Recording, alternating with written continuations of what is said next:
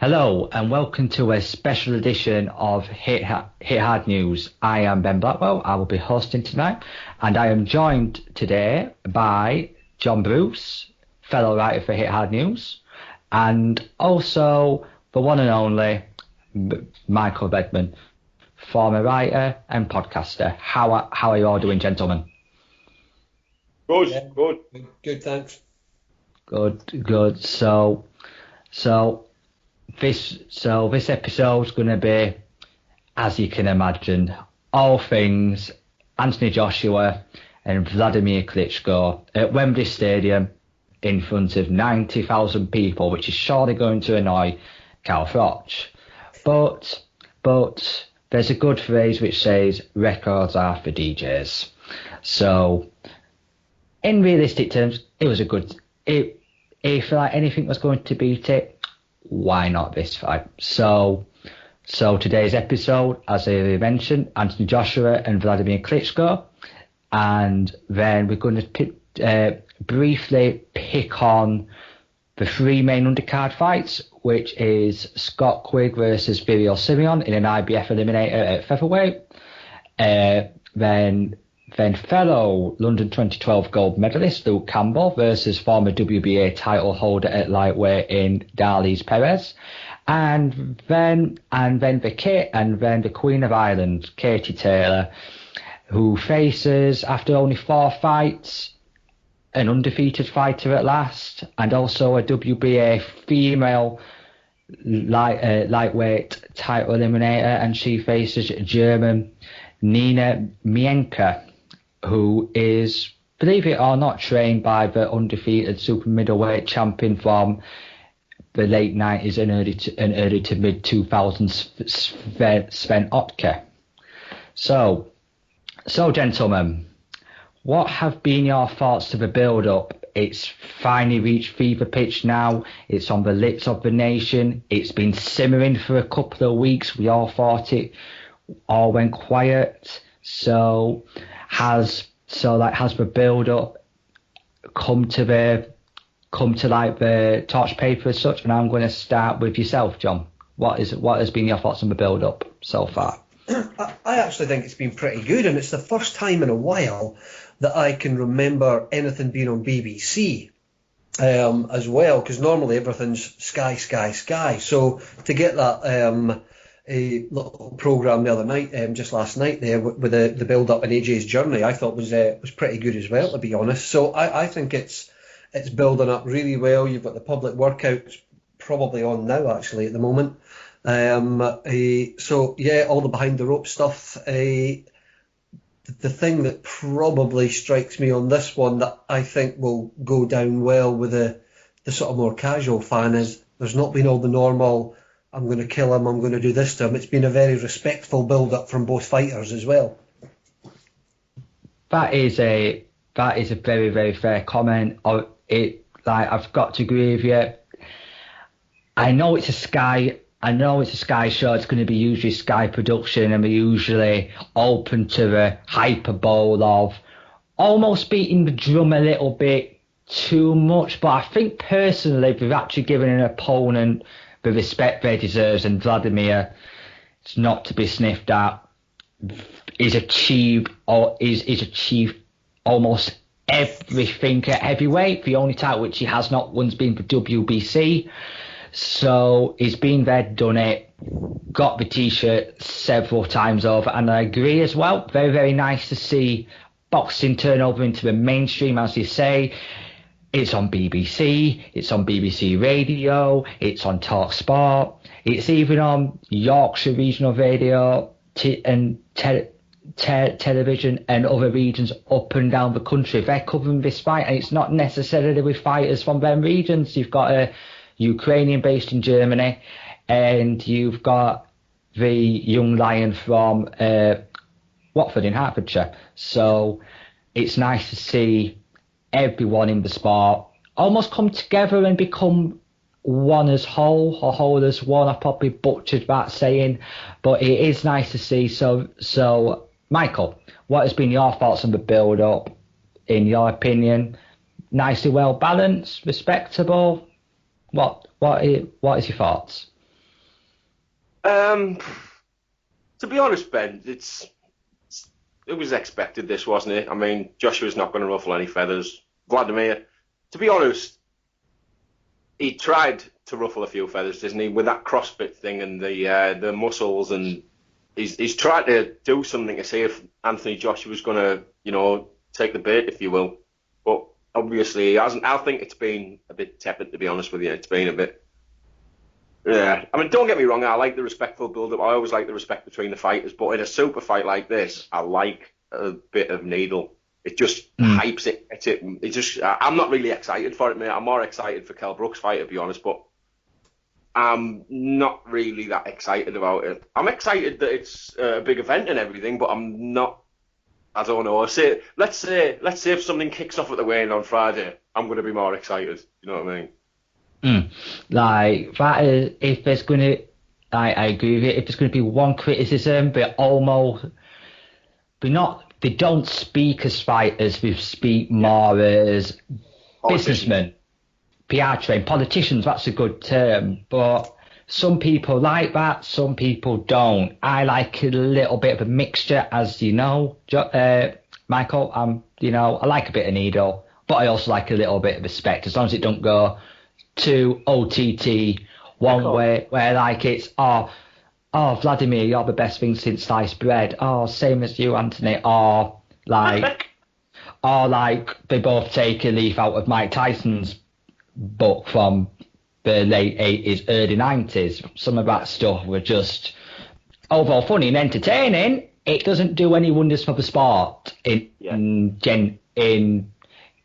But both of you have very, very, very valid points.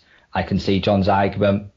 It's gone mainstream, which is great for building the sport, getting more people involved in the sport, whether that is just commentating on it on social media and just taking a vested interest in the sport. But I also see your argument where just a little bit, little bit tame, little bit lame. As such, you want to have a little bit of needle. So it is swings and roundabouts. It is completely what you all fancy. So... Yeah, sorry about that. I never have my notifications on mute there. I've just muted them. Sorry about that. That's all right, no worries. So what I'm going to say is, following on from Ben points, I'm going to start with you on this one again. Do events like this genuinely bring benefits to the sport, as in terms of viewing figures and just more people getting interested about just the sport in general? And would you want to see some of these new influx of fans actually take a vested interest in the sport? So would there be, say, from an event of this size, would it be nice to retain some of that new market coming in? Is that for me, sorry, or Michael? Beg your pardon. Yeah. Anything that promotes boxing, I think, has got to be a good thing. The size and the scale of this event, of course, it's going to bring in a lot of casuals. The fact that it's AJ and he's got the killer smile and he's a PR machine, he gets people that aren't interested in boxing interested in him as a person, because you've seen in some of his previous fights, he gets the young, the middle and the old all sort of going along to support him. And I think some of them will be retained as long as, if he doesn't win, then I think the casual fans that have tuned in for this, how many of them will stay with it? I'm not convinced, if I'm honest. If we'll touch on this a little bit later on, but is there almost like a sense of a little bit of a David Price in your opinion? Let's just say Anthony Joshua is defeated. Is there a sense that it could be a little bit like a David Price moment, like hyped up to be this next big thing, going to dominate boxing, and then it all comes crashing down? Not for me. No, not for me. I don't think he's anything like a Price, and regardless of the result on Saturday, I think he will dominate in the division. So I think he's a completely different animal. He comes across as this nice guy, but we all know his background from previous. He's not, he's a smooth machine now, but there's a darkness in his eyes, and I think he's out to do some serious damage on Saturday, if I'm honest. And the same question to you, Michael. What was the second question again, mate? Sorry. I will start off with the first question, which is, do events like this, despite the influx of what the hardcores would say, just the general casual market, almost bursting our bubble as such, would you say that the casual market will bring benefits to the sport? Does this event as a whole benefit British boxing, in your opinion? I mean, look, we're all hardcore fans, aren't we? And we all have the bit of banter in that, call someone a casual or whatever. But at the end of the day, we're all casuals at some point. Casuals get into the sport and then they become boxing fans. Some people are fans of you get Mayweather individual fans, Pacquiao individual fans, Khan individual fans as a standout. Obviously a lot of Asian people, and they need someone to support, don't they? But I don't know, really. I think having a lot more people involved in the sport can only be good for the sport, because it's going to have a lot more money involved in the sport. Therefore, a lot more contracts. TV, terrestrial might start looking at getting involved again. BBC maybe. I know BBC do a lot of podcast stuff with Bunsey and Mike Costello and what have you. Mike Costello's always at the big cards. So hopefully the BBC can open the doors again, because you need the BBC and ITV involved in boxing, don't you? You do. It shouldn't be on. It shouldn't be on subscription platform. Maybe the big events. I mean, I don't know. It's one of them, isn't it? But when there's casuals involved, it's like, oh God, what are they on about? You know what I mean? You just got to shut off. But at one point, you were probably saying similar things they were saying, because a lot of them don't, know the backgrounds of fighters, know the fought, how to work things out, blah, blah, blah. But we were all there at some point, so each to their own, innit? Yeah, I completely agree with you on that sentiment. We were all casuals at some point. We were all probably much, much younger, and saw this first boxing fight for the first time and just absolutely mesmerised, and we learnt the sport. If I was going to say anything, I want new people to get involved in the sport, take a vested interest, and maybe I'm thinking a little bit too ideological. I would want to retain them, but also to be, just simply become almost like custodians, like us three talking tonight, and learn the sport, know the backgrounds, and properly take a vested interest, and not just hop on the bandwagon every couple of months when it comes to pay-per-view time. That is just my general feeling. Obviously we need them, and obviously, despite what we all think, it does ultimately benefit. So touching on to the fighters themselves, we're not going to get onto the fight, just the fighters themselves at this moment in time. I'm going to start with this one with you, Michael. Wladimir Klitschko. He's done it, he's seen it, he's won the t-shirt several times, as I said earlier. What has he realistically got left? The forgotten man in all this is Tyson Fury, who beat the man, which was Wladimir Klitschko. Do you think he's still going to be mentally struggling from that defeat? Because we've seen quotes from Jonathan Banks surface today saying that he knew 3 days ago that his man was going to be defeated by Tyson Fury in 2015 in November. So not necessarily is Wladimir Klitschko's skills in question, but is it his mental attitude, do you think? His mental strength, Michael? I think he's very mentally strong, but Tyson Fury is a completely different animal to most people in the sane world. He could send an insane person sane. He really would. He's that good at mind games. He's that switched on and tuned in. Especially Vladimir. I think he just knew which buttons to push. Do you know what I mean? But the thing is, with Klitschko, I think he's still got plenty left in the tank. I think if let's say a Klitschko, the version of Klitschko 2 or 3 fights after he teamed up with Emmanuel Stewart, right? That was Klitschko at his best, wasn't it? You know what I mean? Just after he hooked up with Manny Stewart, once he got them knockout losses out of his way, I think that version of Vladimir Klitschko would never ever beat any version of Tyson Fury. He just hasn't got it in him. He just has not got it in him to beat that type of boxer. Do you know what I mean? With the movement and the zigzagging and the in and out and the winding him up. Just you can, if you let Klitschko set, you're done. He's gonna lay you out. What's he got, like 53 knockouts or something? That version of Klitschko versus Fury. Any version of Klitschko versus Fury, I think Fury would always win. But the fight before that against Brian Jennings, it looked subpar in that fight as well.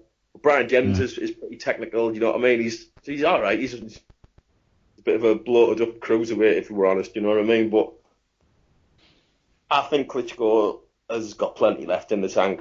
Heavyweights are known for going on a little longer, they're not like the super flyweights or anything, and they're done by the mid-20s or anything. So I think there's a lot left in the tank, and I think there's plenty left in the tank mentally, because he's a clever man. And the same question to you, John.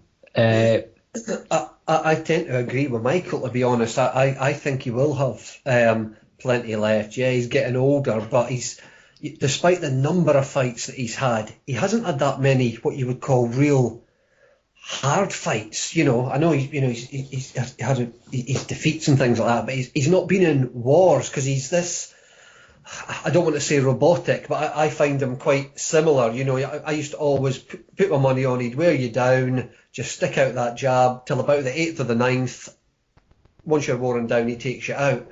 And I think he has a lot, and the experience that he's going to bring to this as well. It'll be interesting to see how Joshua handles it, because I think he's a much better boxer on the back foot than maybe Joshua's going to be expecting, to be honest. So for me, it's a real battle of the jabs, and I think he's still got enough in him to make it an interesting fight.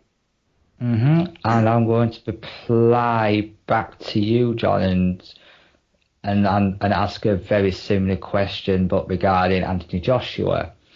Is this the sense, do you get the sense of, despite Anthony Joshua's world title success last year against Charles Martin and followed it up with Dominic Brazil and Eric Molina, is there a growing sense, in your opinion, that this fight might have come a little bit too early for Joshua? Has he had the correct schooling, the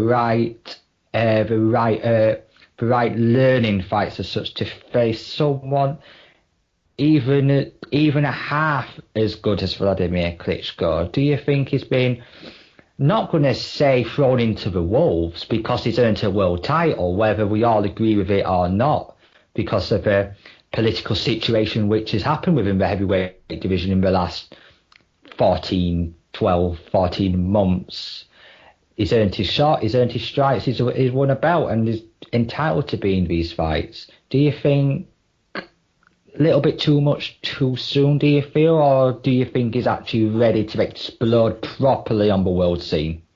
I think that's what makes this fight so intriguing, and I think that's why there's so much interest in it, because you've got that, I've only had 18 fights, and again, everyone will argue, well, you can only beat who's put in front of you, and in my opinion, other than Dillian White, I mean, he's not really had anybody, even, with the world title fights. Charles Martin, I'd have had a chance against Charles Martin, to be honest, and Brazil as well. I don't rate Brazil. So, it's possibly a bit too early, but I also think he's capable of stepping up at this stage as well, because if he does connect, then I think he'll take him out. But another couple of fights would have probably been ideal, but against who? Fury's out the game just now. Wilder, I think, is too erratic, and Wilder, I think Joshua stops him all day long. You've only got Hughie Fury or Parker, really, that would have given him any other level of test, with Tyson being out. So If not now, when? Because there's no one else that you would really want to see him up against. I think personally that is also half the issue, and it's like kind of like almost like to me like we could, as like you said, no one really for him to fight as such apart from the big boys, and we all seen what he's been doing to the likes of Eric Molina and Charles Martin and Dominic Brazil. So it really is genuinely one of them. So same question to you, Michael. AJ really ready to pop on and face the ilk of Wladimir Klitschko a little bit too soon? Could he step up and shock us all? It's one of them, isn't it? It's one of them too. It's a bit of a cliche now, isn't it? But it is a bit of a crossroads fight. We have no idea of the potential of AJ at all. At all. I really want to see him win because I think not only is it great for English boxing, British boxing, the casuals as well, that a lot more people are going to get involved. There's a lot of people out there that don't like Klitschko because of the way that he ruled the division, his style and what have you. But I think AJ, I think if AJ wins, there's probably better fights on the horizon. I mean, hopefully, the fight with Wilder, there's no idea what the hell's going to happen in that, have you? They're going to both crack. You'd say Joshua's probably the heavy-handed because he's bigger, he's got the bigger frame. But, speed kills, Wilder's quick. But hopefully, Big Tyson can get back in the scene as well. And if AJ can win, I'll tell you what, that fight with Fury, if Fury comes back and has a good performance, or just comes back and he loses all the weight and, his head's semi back on, that fight, Fury versus AJ, that'll outdo 90 at Wembley. If they can fit any more in, that'll outsell that. That's the one everyone wants to see now, isn't it? Let's be honest. Yeah. That's the big fight for me, John, definitely, mate. But I think it might just be a bit too early for AJ. I hope it isn't, but I've just got a really bad feeling he's going to get knocked out early. I really have. Because, the 12th round there, the Edmonton 12th round, Vlad stood off, and when he let his hands go, he's seen what he could do, and he's going to be aware of that. And I think he's going to try and, We'll come on to how the fight's going to go, but I think he could end up getting stopped. It could be too early. So as you said, we're talking about the fight now. Let's go on to it. Me personally, I'm going to say how the fight plays off. I can see it being a little bit cagey for the first 2 rounds. Not really much going off. Pouring of jabs, respecting each other's power, and obviously the similar size lengths and similar size reaches with their jabs and rights. So very, very evenly matched on that score. And then I think round 3 onwards, it's going to start to get entertaining, where I can see both men meeting in the centre of the ring. And I can see it being a relatively early night. I do not want to pick who's going to win because they can both lay each other out. No problems, no questions asked. So it really is a close fight. But let's say Klitschko becomes the Klitschko of old as such, where it becomes a jabbing contest. I'm going to have to back Wladimir Klitschko all day long in a jabbing contest if it comes to that. It could very much end up being the robotic Klitschko, jab, backhand right, hold, hook, whatever. It's tried and tested. It works. It's tried and tested. So, John, how do you see this fight playing off potentially? Yeah, similar to you, first couple of rounds, both of them sort of finding their feet, sussing each other out. I'm in 2 camps, if I'm honest. There's part of me thinks this could be an absolute stinker of a fight, because unless AJ comes in, I think he throws much better combinations than Klitschko does, and I think that's, for me, the way he's going to win the fight. He's going to come in and throw his fast combinations rather than just try and out-jab him, because, as you mentioned, I don't think he's out-jabbing. Klitschko. So for me, it's the first couple of rounds, sussing it out. Then he's going to have to duck and dive, get in, throw some combinations. I'm going to flip it and say, for me, AJ's going to stop him, but it's going to be around the 8th or 9th round. And yourself, Michael, how do you see the fight playing out? Is it going to be a bar fest? Is the torch paper going to well and truly be lit? Well, I think I've got a few, as we all have, we're both, as John says, in numerous camps. Let's say, let's say it does go long, and it starts getting, past seven rounds. Wladimir is a muscular guy, but he's got a proven history of going 12 rounds in championship fights. Do you know what I mean? AJ hasn't, and he was a little bit gassed at times against Dillian Whyte, but there was a lot of tension on that. It will have been tense. It's a big rivalry and whatnot. I think he's going to be a more relaxed fighter now, but I think if it goes long, I think it's Klitschko's fight all day. But I don't think Klitschko wants it to go long because he doesn't know what he's going to be like himself if it goes long at the age of 41 out of the ring for 18 months, is it 15 months or 16 months, whenever it was. Something like that. Yeah. If he doesn't know what he's like himself, he might have already got old overnight. Do you know what I mean? I don't think he has. Like I said, I think that version of Fury, and any version of Fury, will always beat any version of Klitschko because it's just too slick for him. He's a slick fighter, isn't he? But I really think, off what I said off the back of the end of the fight with Fury and Vlad in them last 2 rounds, he's seen what he could do. And if he'd have done that in the first couple of rounds, he might have got Fury out of there. You know what I mean? And we've all seen what AJ's weakness is. It's the left hook. It is the left hook. Dillian Whyte caught him with a left hook in the amateurs, put him down. He got caught with a left hook off the, was it the Russian fella or the Kazakh fella in the amateurs, and he got stopped on his feet. The ropes kept him up. Left hook twice. The fight with Dillian Whyte in the pros, left hook, Bambi legs. And we all seen that left hook when Klitschko lets his left hook go against Pulev. Joshua keeps his right hand down quite low. So if Vlad can time him, if he can come out and catch him, if Vlad catches him with that left hook, it's over. It's over. I don't think it's fair to say, like, all right, you might say the likes of David Price haven't got a great chin, but the heavyweights, if a heavyweight bangs another heavyweight on the chin, in the right spot, they're going to go. That's what it is. But I think if Vlad comes out and goes for him and he finds the gap, he's going to knock him out in the first couple of rounds. But flip side, AJ could do the exact same. But I've just got a feeling with the experience that Vlad's going to catch him with one early. He's going to go for him. Maybe AJ is going to expect it to be KG, and that could be Klitschko's opportunity to get in there and stick one on him. Do you know what I mean? And the first rounds, lads, for Wladimir Klitschko, KO, are both 50-1. First round 50-1, second round 50-1. Worth a daft couple of quid. And I'm going to stick 100 quid on it myself because I've been saying it on Twitter for months and I'm going to have to back it up now. So, yeah.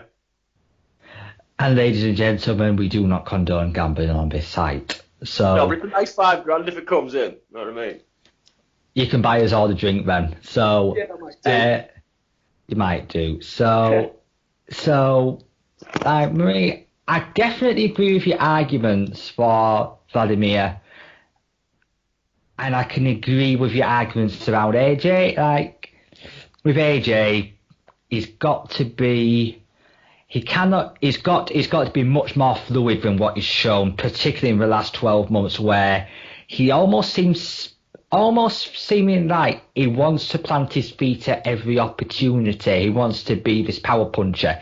He is a power puncher, without question. I cannot see him coming into this fight with that game. I can see him being a lot more fluid, a lot more relaxed on his feet, not planting his feet as much. And I would ideally want to see him actually box instead of planting feet, double jab out the gloves, try and lower the gloves and right hand over top. I do want to see a little bit more variations. And also, as well, Wladimir Klitschko is an old man. What is going to affect an old man more than head punches? body shots. I would want to see that. I want to see him dipping and diving a little bit as well, but he's a big guy. That is asking a lot from a heavyweight. He's going to be laying in about 18.5 stone, so I'm not going to expect him to move like Mayweather or a Manny Pacquiao, where he's up and down like a yo-yo. But I would like to see him vary his attacks. If there's one thing which, in my opinion, Anthony Joshua is guilty of, he goes head hunting a little bit too much. I would want him to vary it down to the body a little bit and not just do a straight 1-2 to the head, because Wladimir Klitschko is going to see that a mile off. And he's definitely got the fast hands to affect Klitschko when he lets him go as well. So you've got that to think about as well. So overall, it is a very, very intriguing fight. We can both see arguments for both men winning, and whoever you pick, it's not going to be a stupid call. It's reflected in the bookies. Very, very, very tight. I believe there's a lot of money coming in for Joshua now, so he's edging out to slight favourite. Understandable. It's in the UK. Home advantage is on the crest of a wave. Wladimir, again, we've answered it. What's he got left? That will always be the begging question now for throughout of Wladimir Klitschko's career now, for when and chooses he wants to retire. So this is, in my opinion, probably the best example of a 50-50 fight outside of Ward Kovalev for the last 12 months, in my opinion. And this is why we are talking about it and we are watching it. If I was to be a brave man, though, I can see this fight going long. And you know what? I'm gonna pick a Wladimir split decision. Oh. Simply because I do rate Anthony Joshua's chin, and I think he's got the heart to get up and carry on fighting. That is not in question. And I think unless he's going to box smart, so I can see him riding a lot of shots. I can see him going down, but get back off. He's taking a lot of the sting of things. I can see possibly 2 knockdowns for Wladimir on the way to winning a split decision. It's going to be a little bit of a chess match to start with, then a come forward barrage from Anthony Joshua for a couple of rounds, and then vice versa for Wladimir. So hence why I'm edging towards a split. Yourself, John? Who are you backing and the result? As I mentioned, AJ for me, and I'm going to say if 8th or 9th, I'll go 9th. AJ to stop him in the 9th. 16-1. Good luck. And Michael? Honestly, mate, it could go absolutely. I think it's unlikely to go to points. I really do. Uh-huh. But it could. You don't know. It's one of them. It's crazy. It really is crazy. And it's like the Grand National, isn't it? You could have like all the possible outcomes, and you could just stick a pin in it and get lucky, kind of thing. But I've just got the feeling that Vlad's going to knock him out early. I've just something's telling me it's going to be the first round or the second round. I don't know what to do now, because them odds are both 50-1 the first round, 50-1 the second round. Obviously big odds for a reason. But when you've got me, Klitschko in there, that's pretty disrespectful odds, I think, for an untested fighter at world level, any sort of world level. I mean, who would we say AJ's best win is? We'd probably say Dylan White, wouldn't we? But you know, I mean, that version of, I mean, who's probably the best boxer he's fought? Kevin Johnson, probably, but that version of Kevin Johnson was past his sell-by date by at least 7 years. He was retired, basically, wasn't he, mate? But like at the time, Dillian White's probably the most live opponent he's actually fought, and I don't think Dillian White is that big a puncher, because he caught Del Boy Chisora with some hellacious shots, and Del Boy didn't go anywhere. And Del Boy, he's got a decent chin, but we've seen what happened when he connected. So I don't think Dillian White's the biggest puncher in the world. I think he's got decent power. But we've seen what happened when he caught Joshua with one. Someone like if he catches Joshua with a jab, he's got a heavy jab, hasn't he? Klitschko's got power, he's a very heavy jab, mate. Yeah, he's got power in both hands. I don't know. That was what I was going to say as well. You know, the behind the ropes thing. It was showing you a bit of footage of Vlad sparring, and he was like circling away and using the outside of the ring. You know, he's looking a bit like Mayweather. You know, just circling away. Right, I guarantee you right now he's not going to do any of that in the fight. He's showing you that for a reason. Do you know what I mean?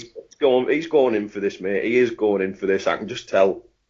It's his legacy's on the line, isn't it? Basically, here his legacy is on the line. It's all about It's all about his legacy. And can I just quickly ask you, have you been taking your betting advice from Dave Allen by any chance? Right. Yeah, ask Dave this, right? Honest to God, I've been saying this to Dave for months, right? And Dave has been along the same lines as me, pretty much as far as I can remember. Honest to God, right? If you ask Dave will tell you. I've been saying to him first round knockout for at least since the fight's been made, basically, because I've seen it. Dave likes a bet, showed him the odds and that, and he was like, yeah. And he's actually come out and said his prediction. Yeah. I don't know if I've swayed him with what I've said or what, but he was pretty much always in the camp of Klitschko knockout early. I think Dave said the first 2 rounds, did he? Yeah. Something like that, yeah. Well, I've always said first round, but I can see it being second round as well. But my money's going first round. Okay then. So there's no point much asking about what's next for both, because we've kind of gone over that already very, very briefly, and there's no point going over old ground. So we'll come on to the undercard, which general thoughts quickly before we divulge into it. John, what is your opinion on the undercard for this? Is it needed in your opinion? Could they put any old fights on and it would have still sold, or would you have wanted to see a much stronger undercard? Maybe a couple of British title fights, couple of eliminators, that sort of thing.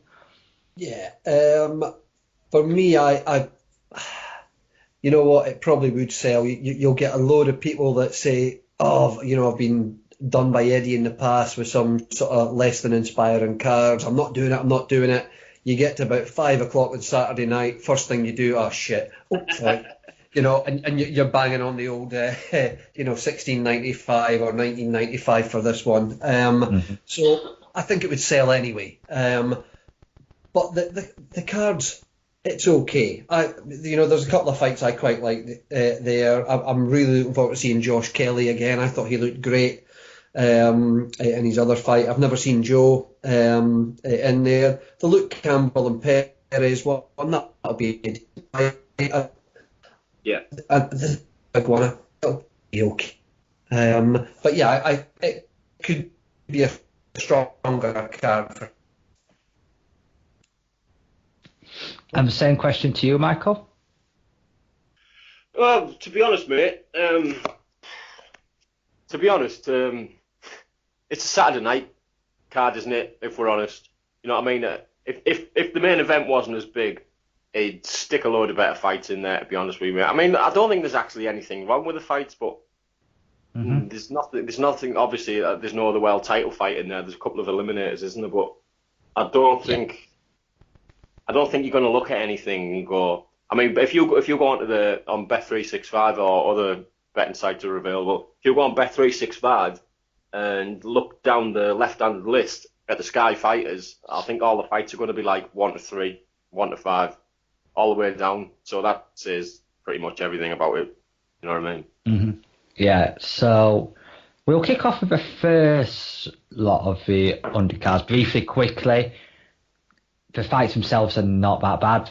I would just want to see a little bit more, but it's not our money. It's Eddie Hearn's money. It's Klitschko's money, and Vladimir has a history for not forking out much for undercards. Maybe he's had his say on that. Yeah. Maybe I'm reading into it a little bit too much. Maybe I'm not. But anyway, that's the story for. Sorry, Ben. This was obviously a massive worldwide event, isn't it? It's getting covered. Eddie Hearn could have stepped up here. Obviously, he's going to be coining it in from this, selling the fight to however many countries. That cost a fortune, right? So his pockets are going to be well lined on it. I'd have liked to have seen him put on a proper card, a proper barn burner, as he says, of a card, and have people around the world going, that's how it's done. But at the end of the day, you could put all the big names on against each other in title fights, and the fights end up absolute shit. Do you know what I mean? It could be one of them. It could be one of them. Absolute thinkers like, I don't know, Cleverly Bellew too, for example. So, you know what I mean? There'd have been, let's say that fight hadn't happened and it ended up on this card and it ended up being the way it was. The pay-per-view gets slated just because of that. Do you know what I mean? Anything can happen. But, I mean, I've watched plenty of fights before and Box Nation just turned Box Nation on like, who the hell's this kid?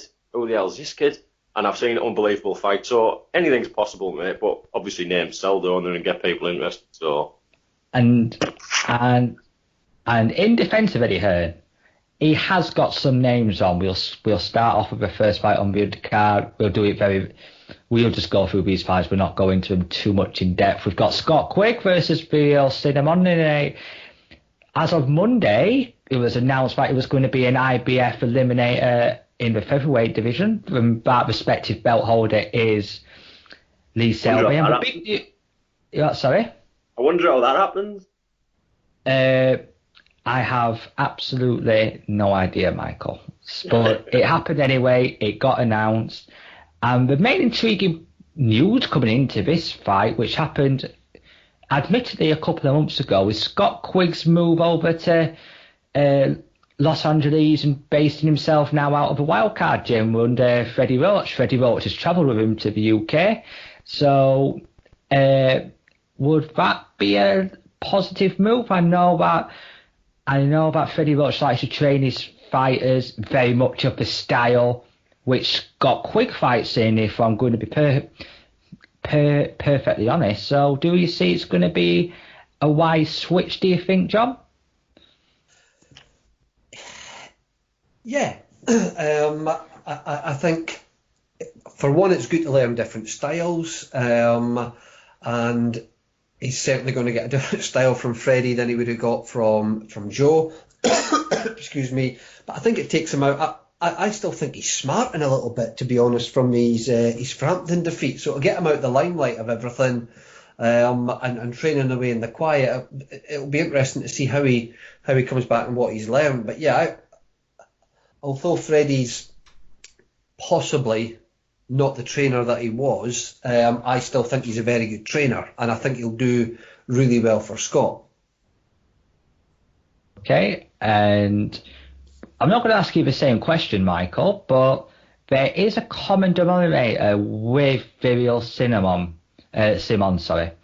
that he's a previous opponent of Lee Selby, who fought on the Luke Campbell homecoming bill in Hull on his debut at Craven Park, and Lee Selby was on the undercard and actually fought Viral Cinnamon for the WBC International in what was not a great performance for Lee Selby, because Viral Cinnamon's a very, very unorthodox fighter. You expect him to be boxing the normal continental way of stand up straight, little movement, no angles.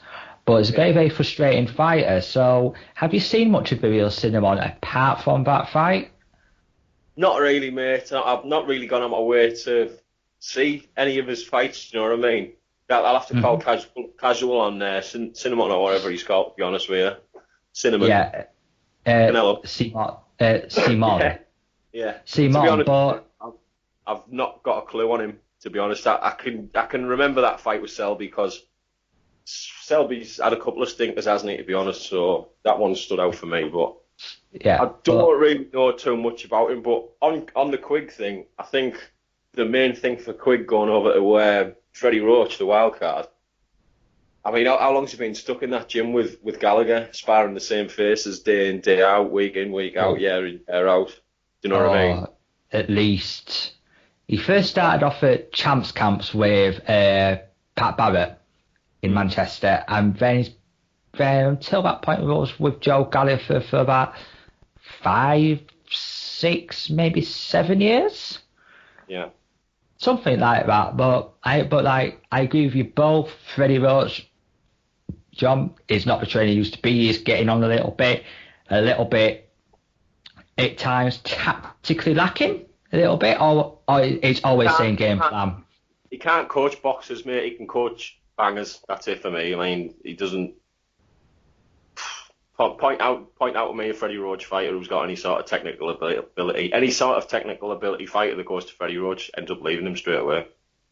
Not many on that score, but I do think it is a wise move because Freddie will coach to Scott Quigg's strengths, which it is. Yeah. It's not boxing, it's banging. Yeah, exactly. We'll be honest, and what I will say on Simeon, he is ranked highly across 3 of the organisations, WBC, WBA, and the IBF, where he actually holds number 4 ranking in the IBF and has held the IBF Intercontinental title for some time and has held a top 5 ranking for the last 18 months, I believe, with the IBF. So it is a very good acid test for Scott Quigg in the featherweight division because it's only his second fight at featherweight. His last fight was obviously on the Anthony Joshua and Eric Molina bill in Manchester on April the 10th. And just a good acid test against someone, just like a nice step up for him, in my opinion, from what he fought to now. I just think it's a good step up and it's a proper test for him. So, Ben, can I just come in there, mate, on the IBF ranking that's got made for the interim, yeah? Right. Where were they both in the rankings before that? Do we know? Scott Quigg and Simeon. Yeah, where were they both in the rankings before that? Simeon's been top 5 for at least 12 months, even 18 months. Scott Quigg, not sure, but he is ranked number 5, and the winner of this goes to number 2 ranked in the rankings within the IBF. What, so they go number 2? They go number 2. Number 1 is Jonathan Barros, who is supposed to be fighting Lee Selby, but he's got some health issues going on at the moment with hepatitis. He's got proof certificates to the IBF to show that he's clean. Yeah. So there is a good chance that the winner might get Lee Selby next. So that's where I was coming. That was my point, really. I mean, obviously Eddie Hearn's the IBF man, isn't he? So yeah, something's gone on there. Yeah. Okay. Okay. So moving on, we just talked about it a minute ago. Luke Campbell is in my opinion, a very, very good fight. But as again, another good test for him, a good step up against Colombian Darlis Perez, former forward crawler, former WBA world champion. Might not have been the best world champion at lightweight, but a world champion nonetheless, who's fought some good names. And in my opinion, is a good test. So, and this is also a official WBA lightweight title eliminator as well. So John, are you in the same opinion as me that it's a very, very good fight? I think you mentioned it earlier. Yeah, I think this is a decent fight. It's again another nice step up for Luke. I think he beats Perez. And I'd be looking forward to seeing him against Linares, if I'm honest. I think that's a cracking fight. But yeah, the Perez is a good one. You know, what's Perez now? 32, 33, something like that. Looks older than he always looks as well, to be fair. But yeah, for me, that's a real good fight. Luke stops him in my book, and hopefully moves on and gets that Linares fight afterwards, because I would really be looking forward to that one. I thought Linares is a real class act. What I will say is, John, to you, is that it was very, very interesting going down the WBA route, because he was highly ranked in the WBC. He was ranked number 2 in there, and the holder of their WBC silver title, which what everyone knows is the mandatory belt. You defend that title enough times, you eventually get to mandatory in most cases. But like, if you go down that route, you've got Mikey Garcia as the champion and above him in a way is Jorge Linares as well, who holds their WBC diamond belt. That's a little bit of a mess for WBC lightweight situations with having effectively two champions. So I just thought it's a little bit. Luke, if he wants a world title, he's caught a little bit in a rock and a hard place, Michael. Would you say go down WBC? You've got potentially Mikey Garcia. If you go down the WBA, you've got Jorge Linares. So he's certainly going to have to earn a title shot, isn't it? And would you say rightly so? At least Luke Campbell's going to have to fight one of the elite lightweights for a title if he is successful against Darlise Perez. Well, yeah, he's definitely going to have to earn it, isn't he? He's not going to be getting unless he gets lucky and gets a voluntary or something off one of them. Do you know what I mean? Maybe they might want to come over and get the UK money. You know what I mean? It's where it is at the minute, isn't it? So it's possible, I guess, he could get that without earning it. But I mean, Campbell is still with Rubio, isn't he? As far as I know. Yes. Yeah. I mean, I was saying a good 2 year before he got with Rubio that's the coach that he should be looking to go with. Rubio's brilliant with turning amateurs when they do turning them into pro fighters. You know what I mean? I love the way he teaches them the style. You know, the way they just switch it over. Campbell is still an amateur style fighter, isn't he? Really, he's very, very similar in the way of Amir Khan's still an amateur style fighter. Do you know what I mean? They haven't switched the sticking with what they know, but you have to switch in the pros. You have to switch, and I think Rubio is gonna bring the best out of Luke Campbell, because I don't think we've seen the best of Luke Campbell yet in the amateurs as well. I don't think we have at all.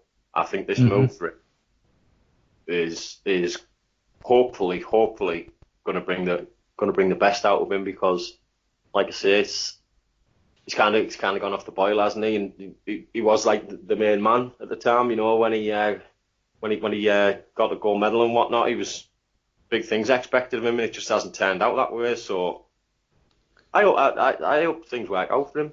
He's a nice lad. And that was reflected when he fought Yvonne Mendy, where he suffered his first defeat, and we'll be honest, he looked terrible. He was knocked down twice in that fight, wasn't he? So do we feel, this is a question to both of you, I'll start with you, John, on this one as well. So do you think now, following that defeat in 2015 to Yvonne Mendy, is this now a little bit against Darlise Perez a now or never moment now with him? Yeah, it probably is. I mean, the Mendy fight, going back to that, I don't want to say I write it off, but he had a lot of stuff going on in the background with that fight with his father and all the rest of it. So I'm giving him the benefit of the doubt that his mind wasn't quite on the job in that fight. But yeah, very much now, because despite his babyface looks, he isn't. What is Luke? He's looking up at 29 now, something. I think 29. Yeah. 29, approaching 30 earlier in the year. Yeah, so he's not getting any younger either. So yeah, you'd almost say he should have had some of these fights a couple of years ago. But yeah, I think if he's not going to do things now, then he's never going to do it. I think he will. But yeah, it is step up to the plate, get this fight out of the way, and you know, like I like the Linares fight, but that or Garcia, they're both cracking fights. So yeah, it's time for Luke to use what he's got. And you, Michael? What's that mean? What was that one again? Now or never for Luke Campbell. Now is obviously rebuilt since the Yvonne Mendy defeat. Is it literally a case now or never? Possibly. Obviously now he's got a defeat. I don't think a second defeat's going to hurt him as much. You know what I mean? He's already tasted it. So a lot of boxers come back better from a defeat. You know what I mean? They learn a lot. It's like they lose the inhibitions kind of thing, if you like. You know what I mean? I think they rushed him, to be honest with you, and he got caught with the pants down, and he wasn't ready. And also, what I will say, touching on that, a mixture of rushing him, and I also think they held him back a little bit because they were very keen on the Tommy Coyle fight for so long. Yeah. Maybe like hold him back, almost in a way protect him, and then put him in with Tommy Coyle, because like we'll all be honest, that was only going to be a one-way traffic, wasn't it? It's going to be Luke Campbell all day long against Tommy Coyle.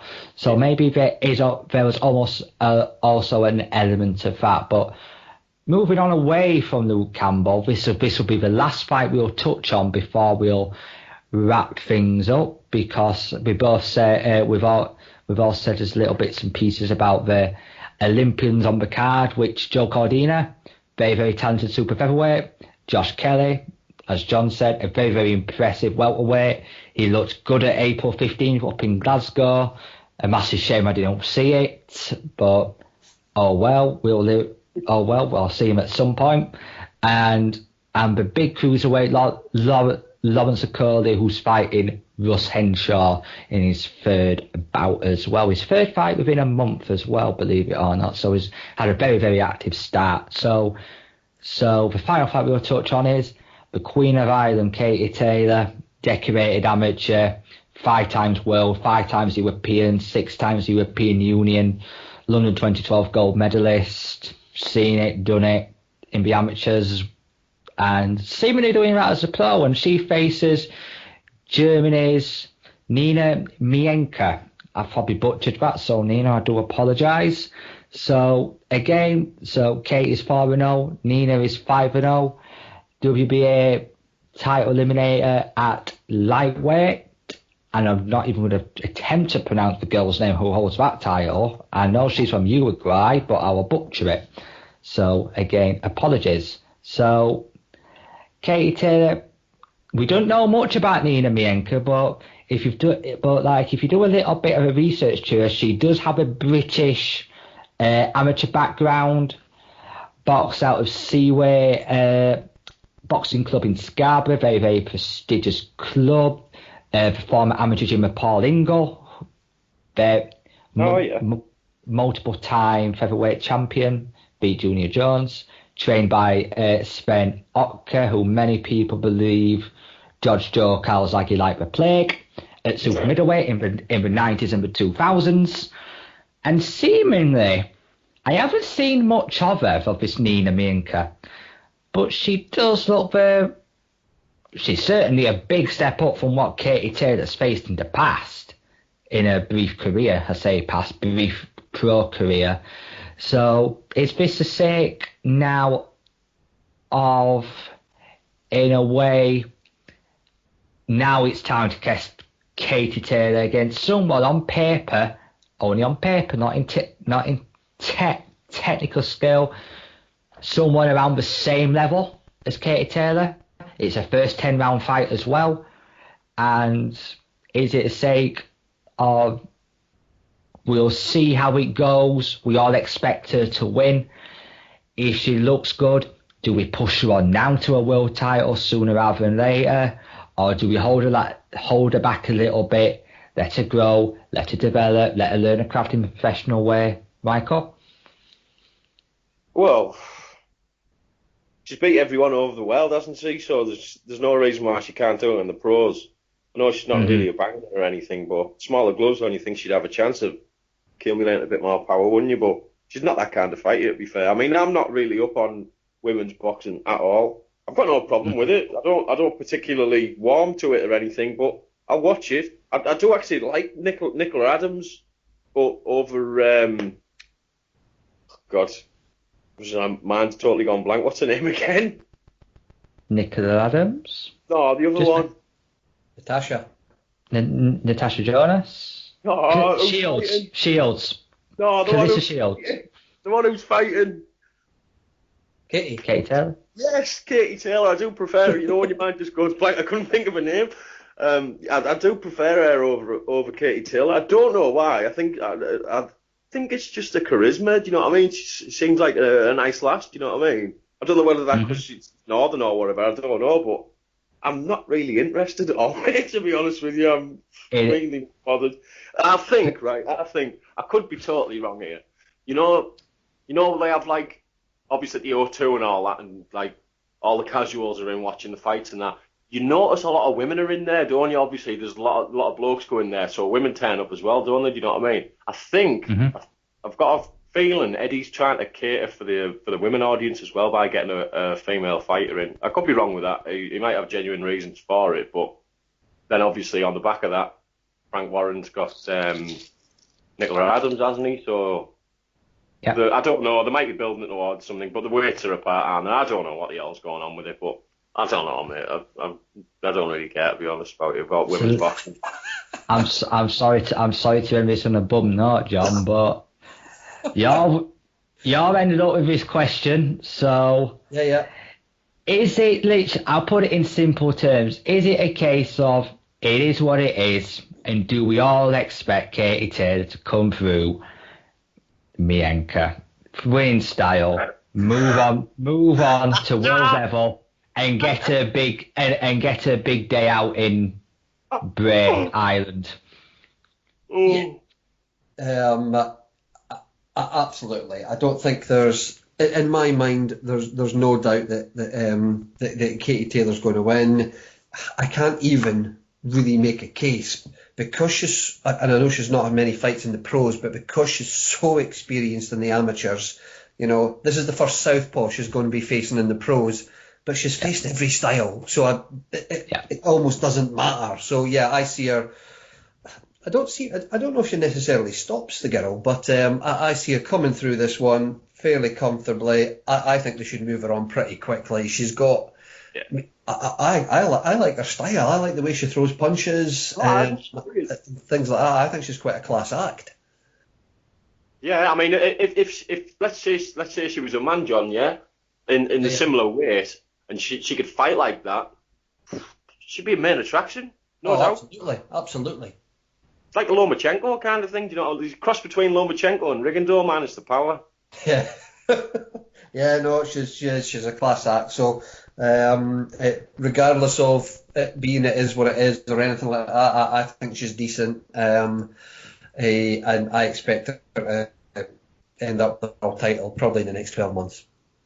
Okay, and this will be the last. Ben, sorry, just on that, it's been made for an eliminator, 10 rounds, did you say? Yeah.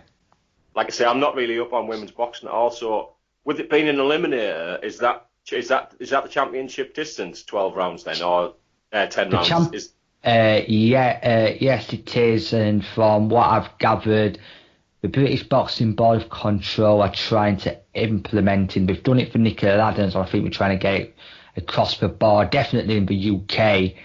So that's what women's fights, 10 rounds? 10 rounds, and we're trying to explore up in the length of the fights to the same as men, so 2 or 3 minutes. And I think that's only a fair move. The UFC do it, K1 does it, everyone else does it apart from boxing, where they shorten the rounds for women. I think it's about time. Up them up to a full distance round. I think it's the only fair thing to do as well. And so the very, very, very last question, gentlemen. We've got 3 Olympians. I mentioned them briefly not too long ago. Joe Cordina, Josh Kelly, Lawrence Okolie. If you was to pick one amateur who you would recommend out of them 3 to the viewers, which one would you pick? Okolie. John? Josh Kelly all day long. Okay then. So thank you very much for your time, gentlemen. Very, very much appreciated. And thank you very much to the listeners at home, wherever you are in the world. So on that note, thank you for listening and take care.